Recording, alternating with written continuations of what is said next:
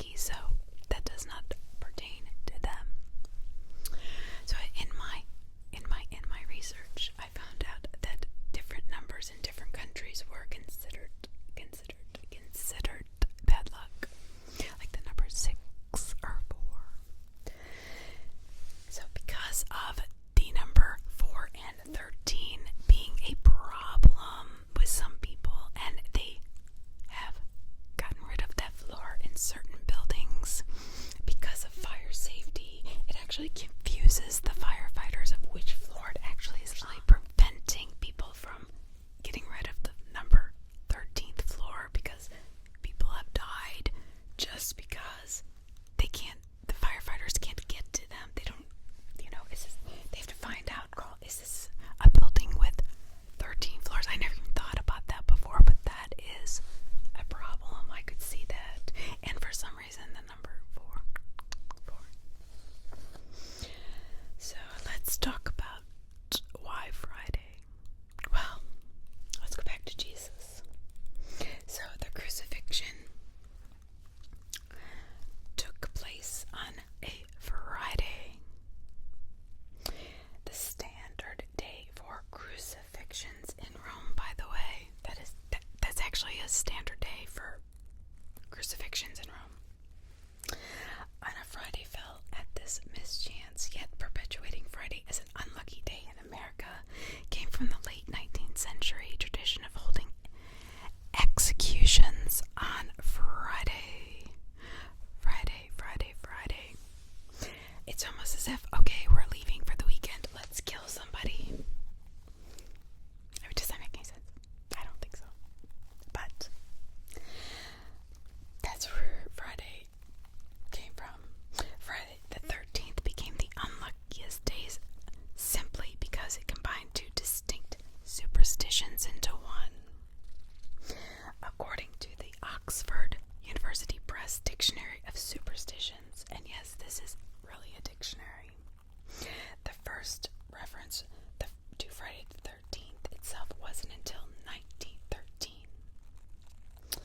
So, despite actual occurring on Friday, October 13th, 1307, the popular notion that Friday the 13th stigma comes from the date on which the famed Order of the Knights Templar were wiped out by King Philip of France is just a coincidence. The repercussions of these phobias reverberated through American culture, particularly in the 20th century. And like I was saying, most skyscrapers and hotels lack the 13th floor, which specifically comes from the tendency in the early 1900s for buildings in New York City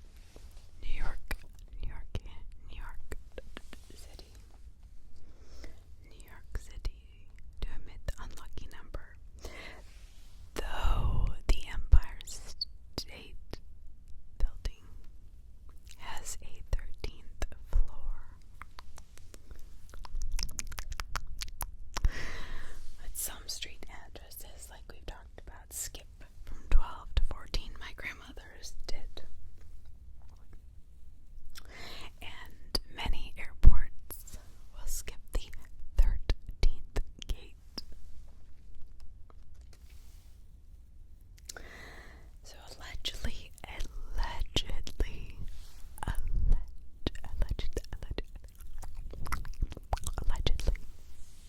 so this is allegedly. Friday the 13th films were so named just to cash in on its menacing date recognition, not because filmmakers actually were unlucky. Despite centuries of superstitious behavior,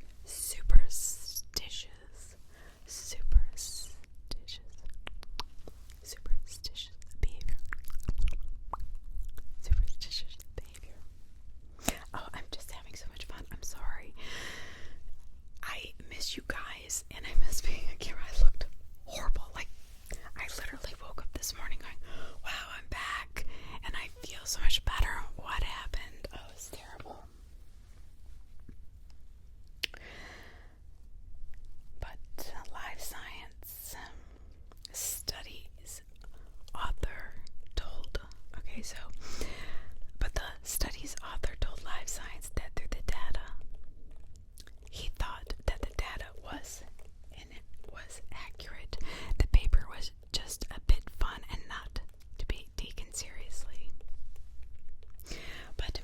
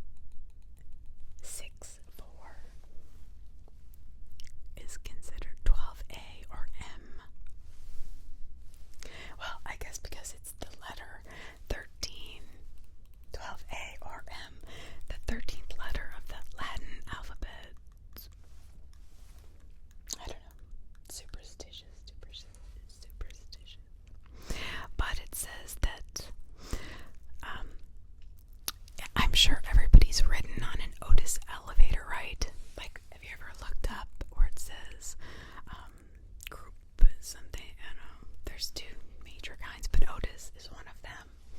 And they say that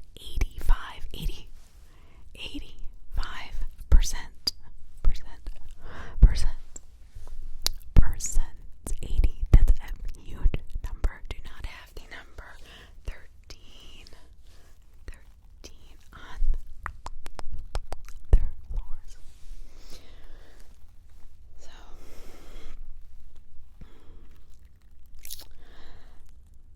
but like I said, sometimes it's a problem for the firefighters, and it's can lead to mistakes when counting the floors, and completely goes wrong or goes awry, and you don't want to be in that situation.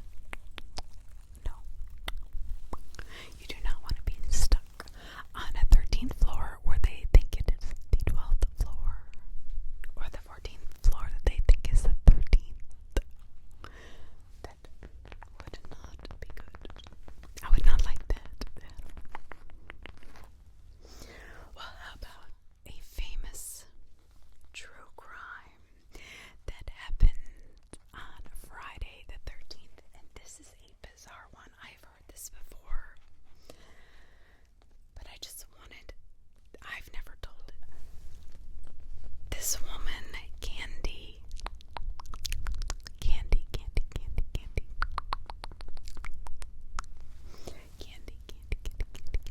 grew up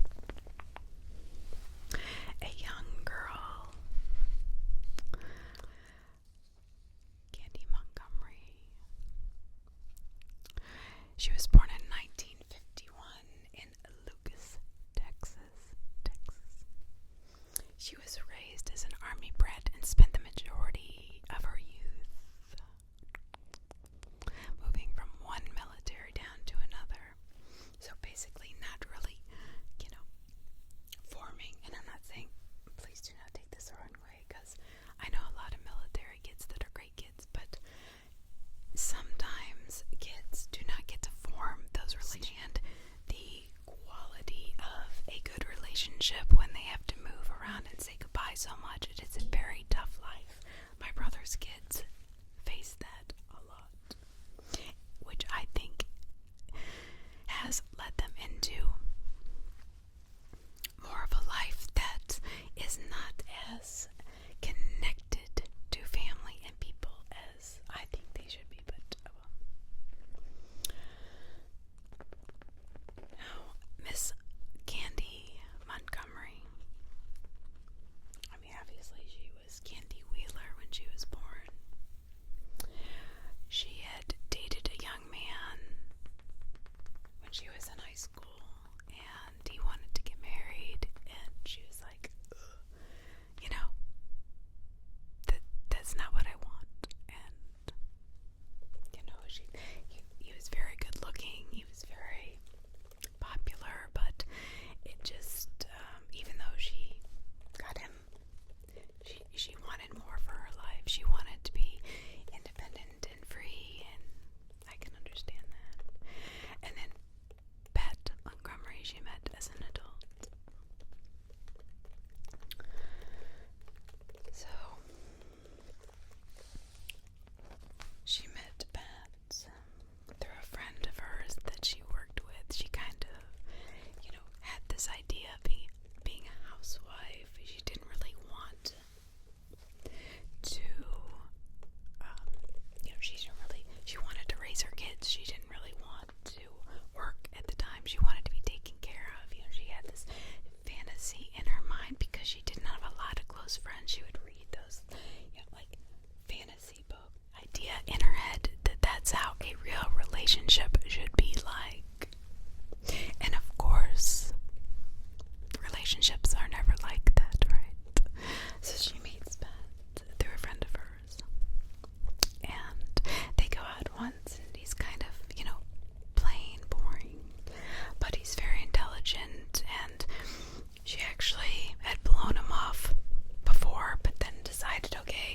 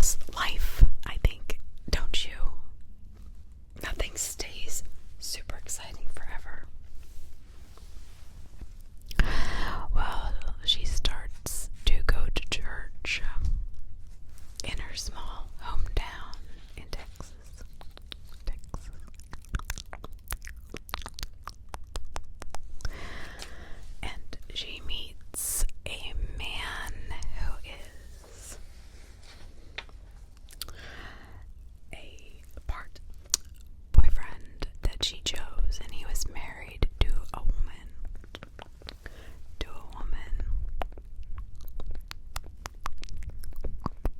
That became her best friend. And her name was Betty Gore. Alan Gore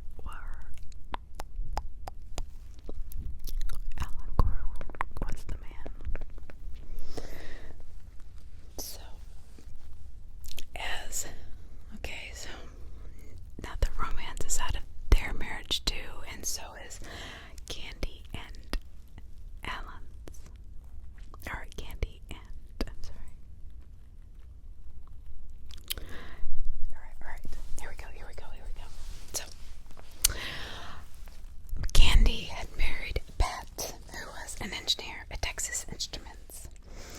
They were both very young, but by the time she was 29, so the story goes, she was bored. So she starts up this torrid affair with this.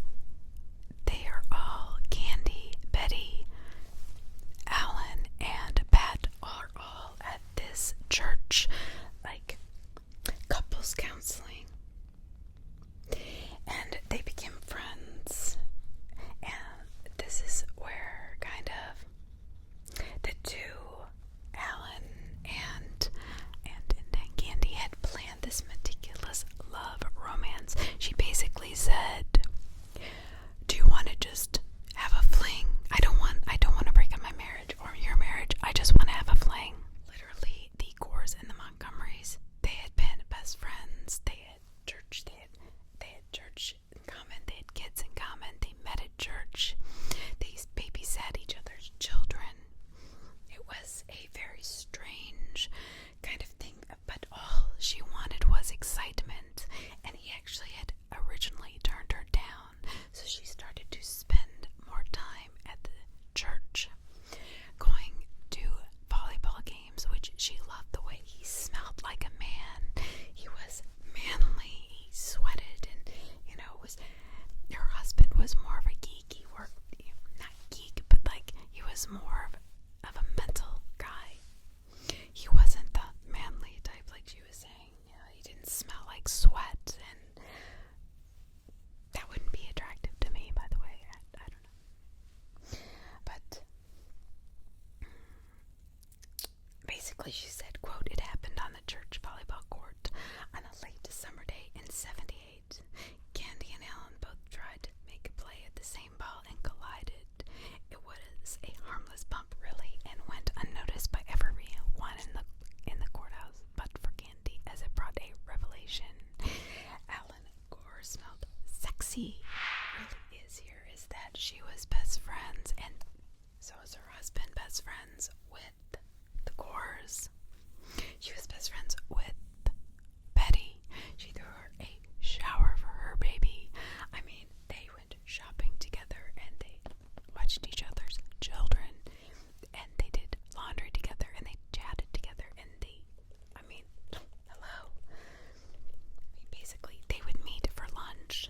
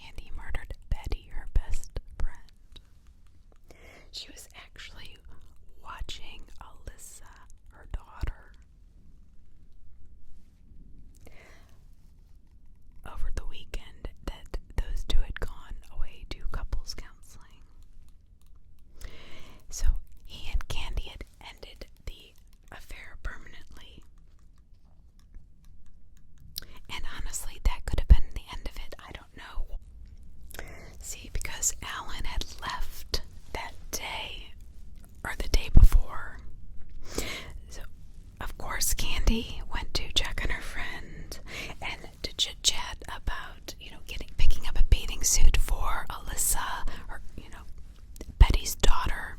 And they were gonna take her swimming strip, and he starts to call his home, and he could not reach his wife by phone. He called his next door neighbors to check on her after he tried to call his wife and could not get a hold of her. Take a wild guess. That's right. That's right, Candy. He called Candy and wanted to know where his wife was, and she said, I don't know. So then once the neighbors walked into the Grizzlies, they actually heard the newborn baby was left crying and unattended in her crib, and Betty in the laundry room at the center of one of the most grim and grisly crime scenes in North Texas history. So she had been attacked. Betty had been attacked with an axe an estimated 41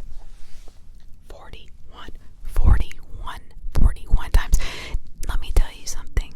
Stabbing somebody is one thing, but can you imagine wielding an axe 41 times? The sheer, exhaustion and anger you would have to feel. 28 times was to her head. How could she have hated this woman that she's the one who started with the affair with her husband and then said, okay, that's enough. She made all the rules. I don't know what got into her. Now, she said it was in self-defense that really Betty came at her. Now, let's think of this in a psychological way. If Betty did not like being alone, and she was alone, and she the affair at this time, was long over, but that I could see where this possibly could have been. Betty did make the first move. Now, don't worry, I'm not defending her by any means, okay? I'm not saying she had every right to then, axe her 40 sometimes. No. But I could see where Betty would be angry and maybe attack her. Okay, I could see that. Okay, I can definitely see that. But to then attack your best friend 41 times, 28 in the head with an axe. Okay, she comes at you once, you take it away. Obviously, she was stronger than her, and you hit her over the side of the head, knock her out, and leave. But to leave the baby unattended, to leave the mother dead on the floor, she even took a shower at Betty's house. Candy took a shower at Betty's house. I guess she tried to clean up, but there was just too much blood. And she left bloody footprints. She left bloody fingerprints all over the house.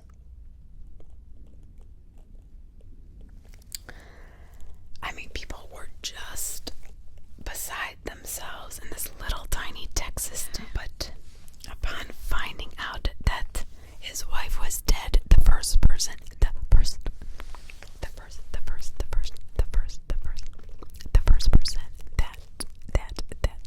Alan called, that this man called is his wife's murderer. That's how close he was and how close he felt to her. During the initial 13 days of the investigation, you can imagine the town was just riddled with fear of who would do such horrible. Nobody could figure out who would. Nobody's thinking that Candy, this little housewife, I can't believe that she could actually wield an axe 41 times. I couldn't do it. Try to pick up an axe and just hit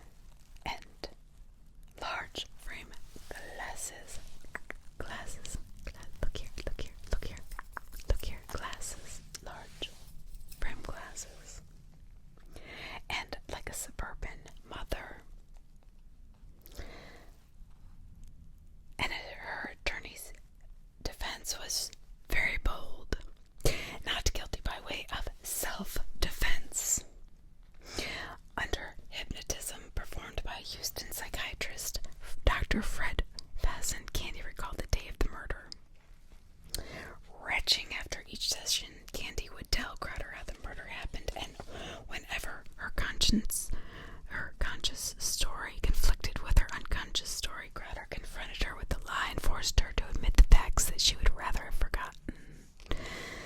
So, the best possible reconstruction of killing of Betty Gore emerged.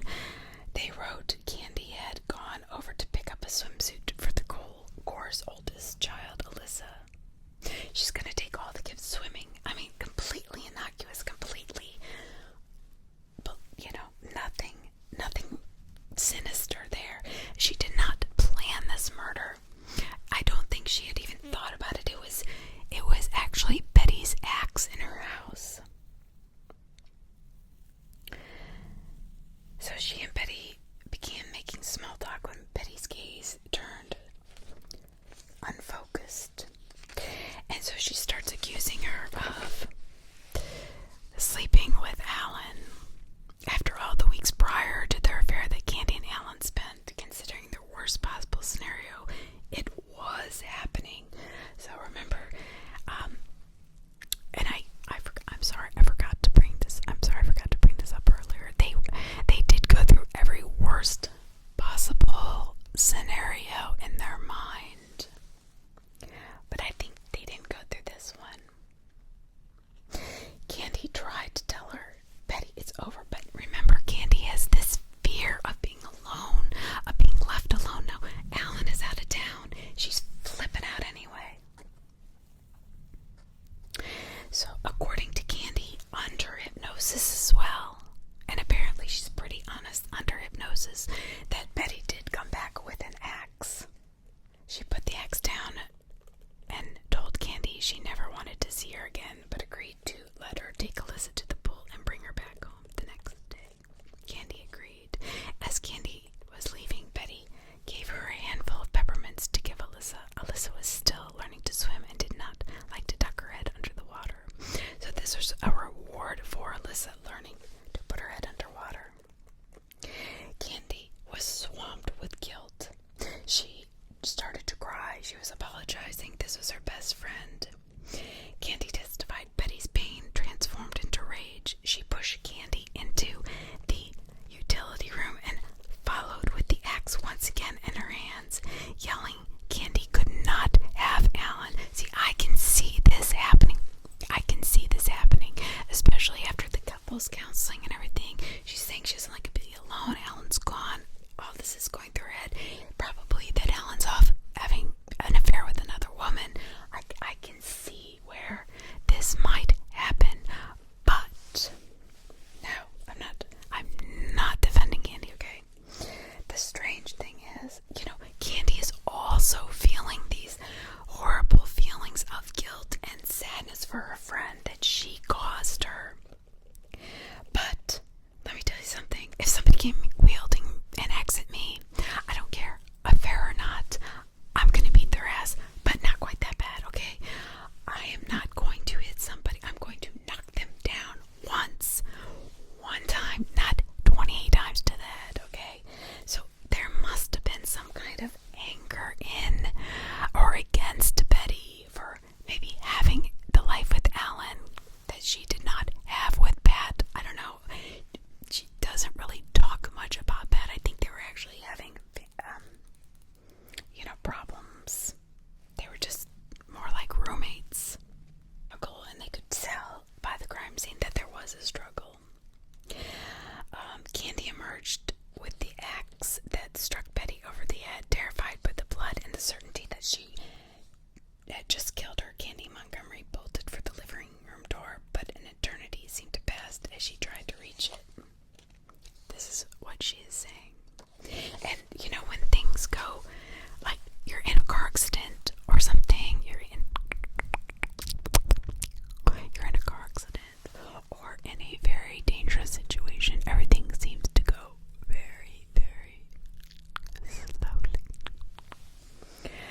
Well, that is what happened here, I guess. But the thing was,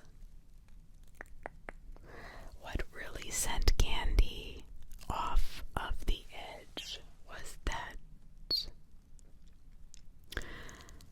her eyes flared in a final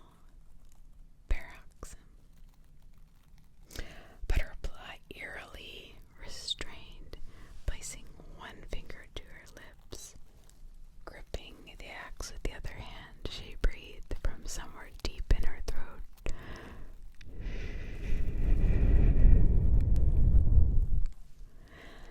So the susurration echoed through Candy's subconscious like a psychic alarm. Evidence of love continues. It was then that Candy attacked enraged, dealing out the 41 hits. Medical examiners concluded that Betty was alive, if not conscious, for 40 of them. So under hypnosis, Candy seemed to do really well under hypnosis because I don't think she was a liar, but that by Betty was a game changer. Does anybody out there have something from that memory from a childhood trauma with your parents, where they go shh, or a teacher that bats their eyes? That was mine.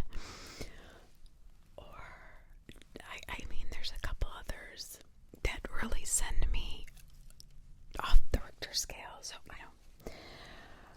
Anyway, this was Dr. Vason explained that this moment had been Candy's trigger when Betty said shh, because Candy had been scolded as a young child to the point of embarrassment and self-shame, and just it was trauma to her because of a tantrum she had when she was 4 years old, like that.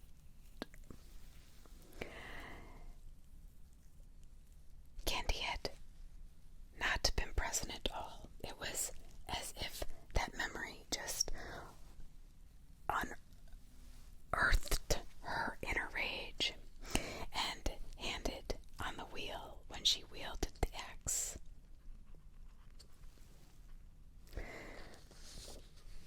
That is very possible. Does that, though, make it right for her to go free for killing somebody just because of something her mother did? I guess because she didn't know she was doing it and she would never hurt anybody, but the whole affair and everything was really the responsibility of the whole affair. Originally should still be Candy and Alan's responsibility to take on. It is not Betty's fault that happened, or that it was strange that she shushed her, though, like she was gonna kill her.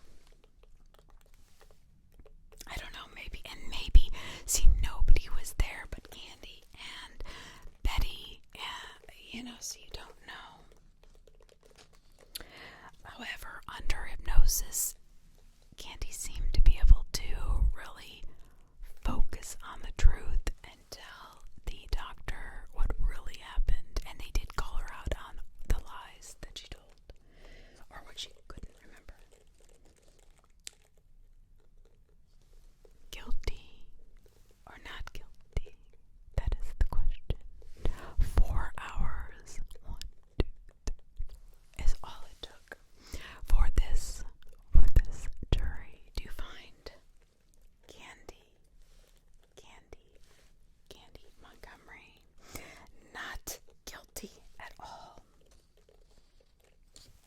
What I read was, "Where is Candy today?" If you want to read more about this, Evidence of Love, a true story of passion and death in the suburbs of Dallas, journalist John Bloom and Jim Atkins, was released in 1984. And that's where I got a lot of my information, and another book with that, and the newspaper articles that on this case and the trial.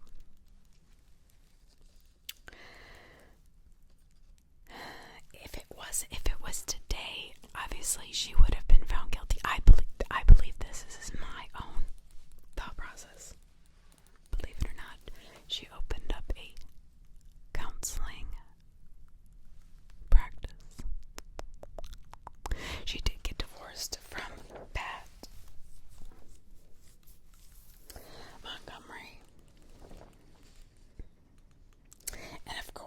she and Alan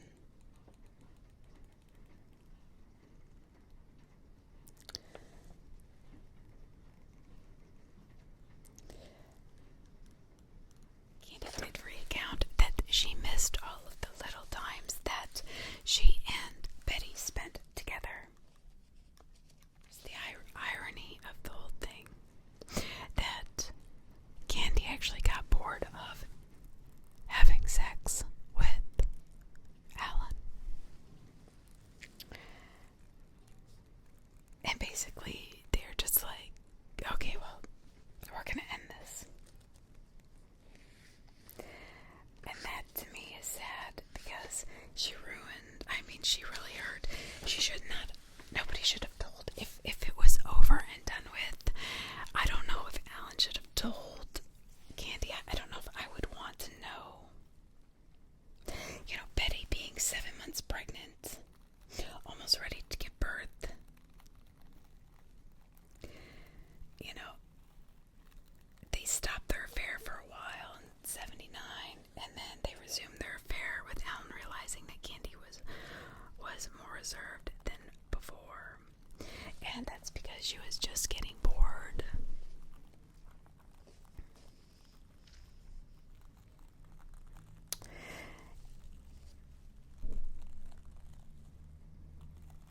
I mean, I guess, you know, you don't know why people do the things they do. But this little fling that they said nobody would get hurt, it was just, I mean, they split everything. It wasn't like they were going to fall in love, they were going to leave their spouses, you know, nothing like that. It was just for fun. It really turned out to be not so fun. They called it a disassociative reaction, which I have heard of in the past. I don't know. So, what happened after the trials? She's innocent.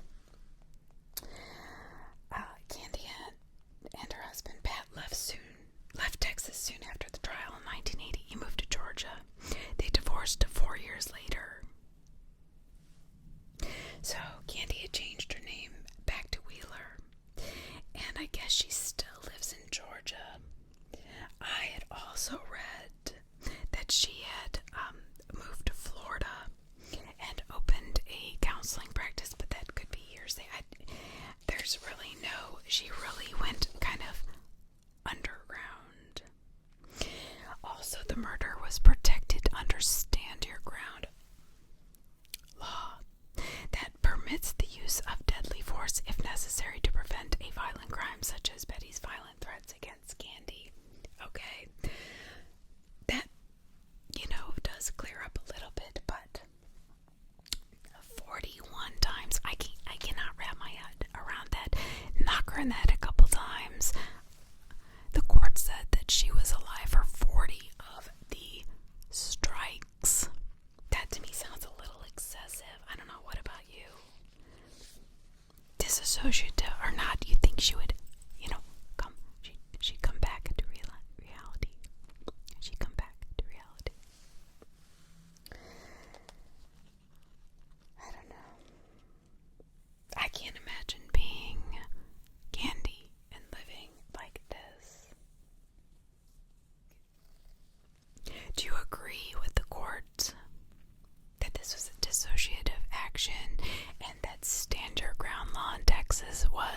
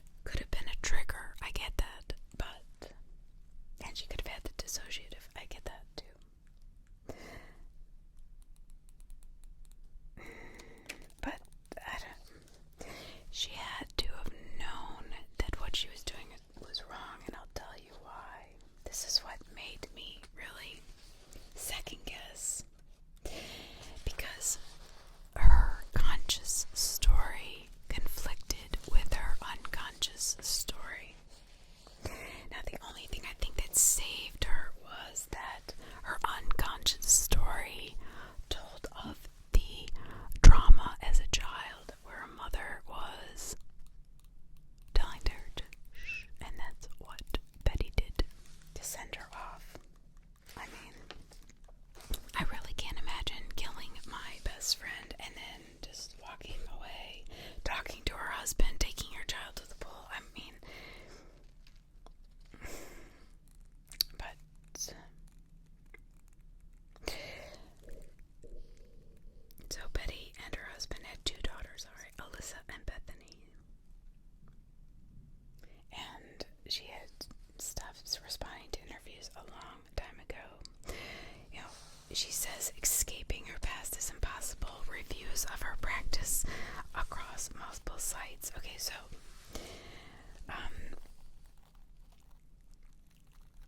Candy Montgomery, like I said, became a counselor, which is interesting.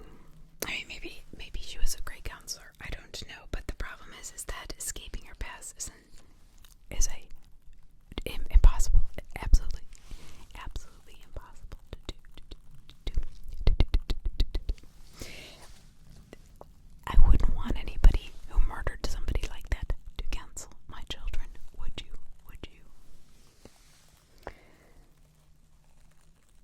So she closed her practice, and after multiple sites wrote horrible reviews of her practice and said that she is a horrible, evil person, even up to 2019. So the last words from Candy herself in 2010, quote, "I'm telling you in big, bold letters, I am not interested," unquote. Candy, before she dies, to actually write everything in a memoir, even if it's just to give her children and Betty's children a little bit of closure as to the truth. Now, I'm not saying she lied. What I'm saying is, like, the full truth, like, what she really pissed off. You know, she didn't love Alan. Was she angry at her own life? Candy actually would never have had encountered the axe if she had not turned back to apologize to her friend for the affair. And she often thinks about that. There's movies you can watch on Hulu about this case. Both women lost their lives. Here's the thing. Alright. It doesn't matter. It really doesn't. It doesn't matter that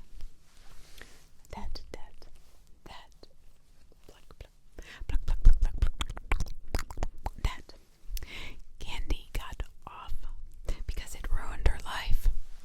It ruined her friend's life, obviously. It ruined everybody's life. Her husband's life, Al's life, her children, Alyssa, and her other little girl, Bethany. And her family's life. It ruined her career it ruined so many lives, so it doesn't matter. She's still paying the price for something she was found not guilty of. I mean, that is what the truth is. The truth is that she will never, ever have the life she would have had if she had not turned around to apologize to her friend, who was so angry. And I don't blame her. I'm not saying, no, just get it out of your mind, get it out of your mouth. I'm not saying that Candy was right or Betty did anything wrong. Okay, I'm not saying that. But if you think about it, if you're Betty and if you're Candy, all she had to do was keep walking and none of this would have